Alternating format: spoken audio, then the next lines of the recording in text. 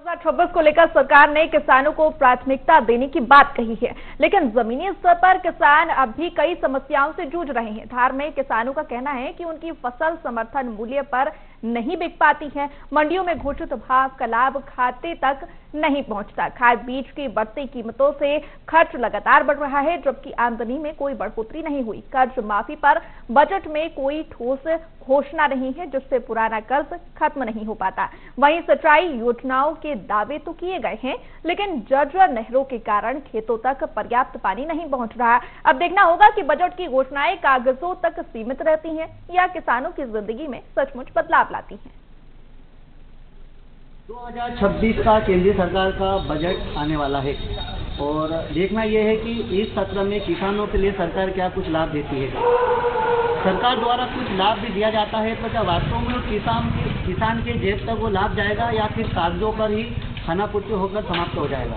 हम इस वक्त धार जिले के धामोद मंडी प्रांगण में खड़े हैं, जहां पर किसान दूर दूर से आए हैं और अपनी फसल लेके आए हैं। अभी देसी चने हैं और डॉलर चने भी है और कुछ किसान आए हैं, उनसे जानते हैं हम किसान को सरकार से इस बजट में क्या कुछ उम्मीद है। भाई साहब, क्या नाम है आपका? कहाँ के निवासी आप? टोटी मनार के पास। क्या कुछ फसल लेके अभी आप आए हो? हम डॉलर चना लेके आए। अच्छा, इस बार जो बजट आने वाला है केंद्रीय सरकार का, उससे आपको इस बजट से क्या कुछ उम्मीदें हैं कि किसानों के लिए क्या कुछ लाभ होना चाहिए? यही है कि खाद वगैरह में जो भी है ये काला बाजारी बंद होना चाहिए और ये हमको किसानों के घर बहुत सेवा करे, बहुत बढ़िया है। जो बहुत से राज्यों में चालू हो भी गई है और ये चाहते हैं कि जो भी है कि जो किसानों को भी उनका जो लागत लगती है और ये जो भी होता है नुकसान वगैरह, उनके भाव भी सही फसलों का मिलना चाहिए। और यही चाहते हैं कि कम से कम किसानों का ये बजट नया कुछ भी नए साल के हिसाब से नया कुछ लेके आए। मतलब क्या नाम है आपका? संतोष पवार। ये संतोष जी पवार है जो किसान है। उनका ये कहना है कि इस साल के बजट में खास तौर पे यूरिया की जो किल्लत है, जो समस्या है, उनको कहीं ना कहीं घर पहुंच शासन द्वारा ये सेवा देना चाहिए, ताकि जो ये बड़ी समस्या है किसानों के फसल के लिए जो यूरिया का उपयोग महत्वपूर्ण है, उससे निजात मिल सके। हमारे सारे किसान और जुड़े हैं, उनसे जानते हैं हम पूरी बात। क्या नाम है आपका? कहाँ के निवासी आप? मैं जमोटी कितने बीघा खेती अपने पास? मेरे पास ये समझ के चलो 30 बीघा जगह। 30 बीघा। कितने साल से आप खेती कर रहे हो? तो हमारी पूरी लाया है, जिंदगी निकल गई है खेती का। कितनी पीढ़ी कार्य कर रही है किसानी में? तीसरी पीढ़ी है हमारी।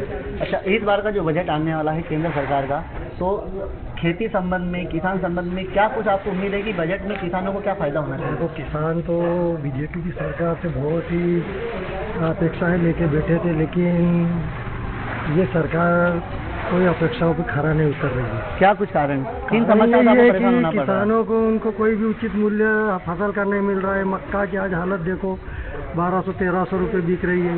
ये डॉलर अभी 7 से 8 हज़ार के बीच में बिक रहा है। मतलब कोई सी भी चीज़ ऐसी नहीं है कि उसका किसान को लागत बहुत बढ़ गई है और उसका फसल का उचित दाम नहीं मिल रहा है। तो किसान मजदूरी फुल देना पड़ रही है, तो किसान पूरा लाश में होता चला जा रहा है। इसको कोई बचत नहीं है, क्योंकि पेस्टिसाइड, दवाई, खाद कुल मिला के देखे सब जगह काला बाजारी हो रही है और हर जगह किसान ही पिसा रहा है। उसको कोई सरकार का समर्थन नहीं है और कहीं से भी नहीं है। अगर ये समस्या ऐसी ही चलती रही तो आगे चल के खेती को लेकर क्या निर्णय लोगे आप?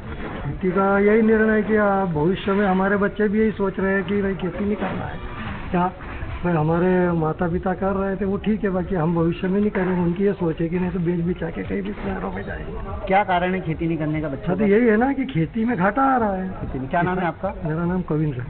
ये कविंद्र जी किसान हैं, जिनके पास लगभग 30 बीघा खेती उन्होंने बताया। उनकी कम से कम 3 से 4 पीढ़ी लगातार खेती करते आ रही है और उनकी अब ये पीड़ा उभर के सामने आ रही है कि लगातार अगर सरकार ऐसे ही किसान अपने समस्याओं को लेकर जूझते रहे तो आने वाली जो पीढ़ी है या आने वाला जो समय है वो अपनी खेती बाड़ी बेचकर व्यापार दूसरा कुछ काम करेंगे, लेकिन खेती नहीं करेंगे, क्योंकि मजदूरी नगद में देना पड़ती है और जो मंडी परिसर में जो भाव को लेकर उम्मीद है किसानों की जो फसल आ जाती है घर, और जो भाव को लेकर उम्मीद रहती है वो पूर्णतः नहीं मिल पाती है। उनकी लागत भी वसूल नहीं हो पाती है, किसान का कहना है। देखते रहिए मध्य प्रदेश। सुनील राठौर।